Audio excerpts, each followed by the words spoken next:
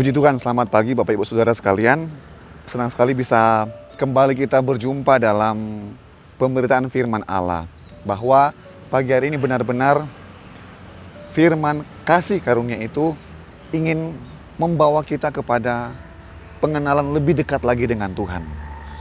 Baik, firman Tuhan di dalam Injil Yohanes 1 ayatnya yang ke-1 berkata begini. Pada mulanya adalah firman. Firman itu bersama-sama dengan Allah. Dan firman itu adalah Allah. Tema renungan di pagi hari ini adalah tentang wartakanlah kasih karunia itu. Wartakanlah, beritakanlah, perdengarkanlah, sampaikanlah kabar baik, kabar kasih karunia itu. Ayat 2, Ia pada mulanya bersama-sama dengan Allah. Segala sesuatu dijadikan oleh Dia, dan tanpa Dia tidak ada sesuatu pun yang telah jadi dari segala yang telah dijadikan. Firman Allah adalah Yesus sendiri. Dan Alkitab berkata, segala sesuatu, segala hal dijadikan oleh Dia. Tanpa Dia, tanpa firman itu, segala sesuatu tidak ada. Artinya, Yesus sudah ada sebelum dunia ada. Yesus sudah ada jauh sebelum dunia dibentuk. Jauh sebelum apa yang dapat kita lihat sekarang ada, Yesus Sang Firman sudah ada.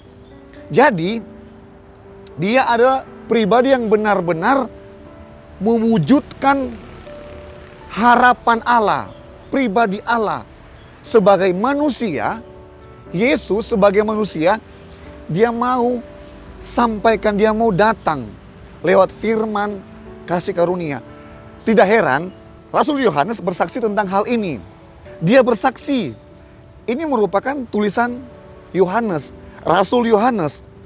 Ayat 4, dalam Dia ada hidup, dan hidup itu adalah terang manusia.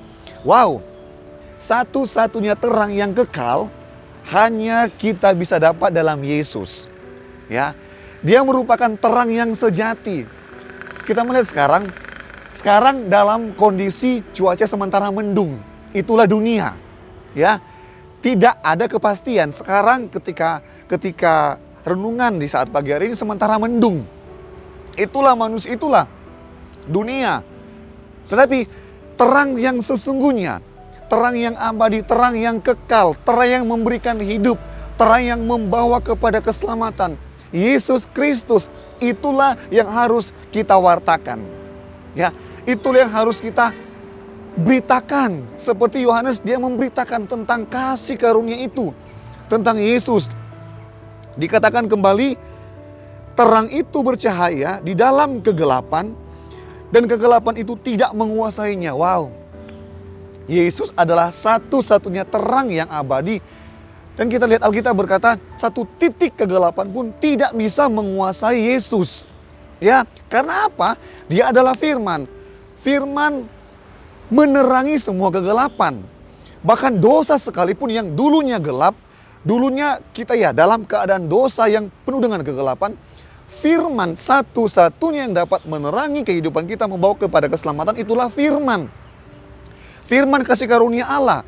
Di dalam terang tidak ada gelap. Bahkan ketika pun ada gelap, ya Yesus datang. Yesus datang untuk menerangi.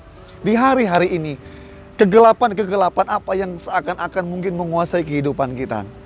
Kegelapan apa yang mungkin sepertinya menggerogoti hidup kita, hati, pikiran kita. Ingat, Sang Juru Selamat, Sang Kasih Karunia adalah terang yang sejati, adalah terang yang abadi. Kita sementara mungkin di hari-hari ini, Tuhan, buatlah kehidupan saya terang. Buatlah kehidupan saya menjadi seperti Kristus. Ingat, Tuhan sanggup melakukan apa yang kita harapkan. Kemudian, saya lompat kepada ayatnya yang ke-16. Karena dari kepenuhannya, kita semua telah menerima kasih karunia demi kasih karunia. Bapak Ibu sekalian, kasih karunia itu tidak semata-mata diberikan kepada kita satu kali saja, tidak. Tetapi dikatakan karena dari kepenuhan Kristus, kita semua telah menerima kasih karunia demi kasih karunia. Ingat, hari ini kita terima kasih karunia. Besok pun kita menerima kasih karunia. Lusa pun dari hari ke hari kita terima kasih karunia. Dan bukan mudah-mudahan, tapi pasti kasih karunia Allah. Tuhan, wow, saya sangat terberkati sekali. Tuhan janjikan, Tuhan berikan Yesus. Dari hari ke hari kita punya Yesus. Artinya dari hari ke hari kasih karunia itu berada di depan kita, membawa kita kepada jalannya yang terbaik.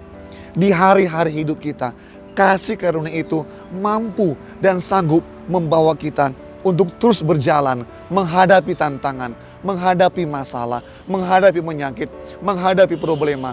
Karena kita tahu bahwa kasih karunia itu, Yesus sendiri, dia adalah pribadi yang sejati, menjamin saya dan saudara. Untuk itu pada pagi hari ini, firman sudah menjadi manusia. Yesus berada di hati kita masing-masing.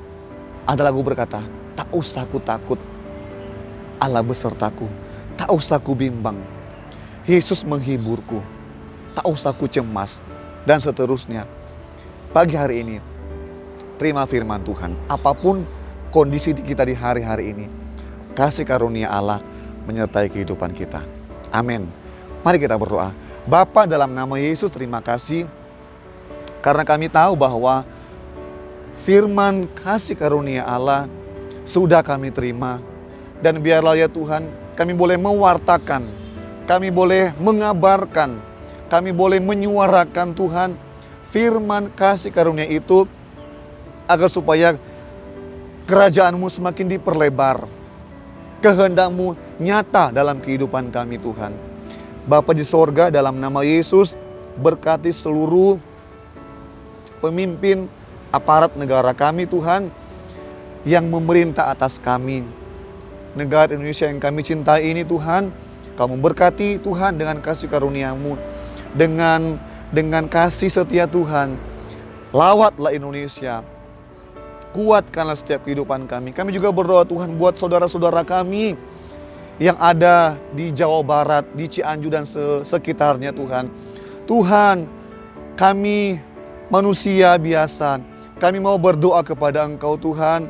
Kuatkan mereka, hiburkan mereka, mampukan mereka Tuhan, tabakkan hati mereka, dan berkati kehidupan mereka.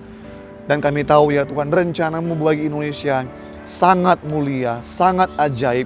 Di balik bencana ada kemuliaan Tuhan yang Engkau akan nyatakan dalam kehidupan kami. Berkati gereja lokal kami, berkati Bapak Ibu Gembala, berkati semua hamba-hamba-Mu, berkati semua aktivis-aktivis gereja, berkati semua Tuhan, jemaat-jemaat Tuhan yang ada, yang tergabung dalam gereja lokal. Dalam nama Yesus, kasih karunia Tuhan turun memenuhi. Dari hari ke hari kami dipenuhi dengan kasih karunia Tuhan. Terima kasih Tuhan, terima kasih, kami bersyukur. Dan doa ini kami peralaskan dalam berkat nama Tuhan Yesus Kristus. Haleluya. Amin.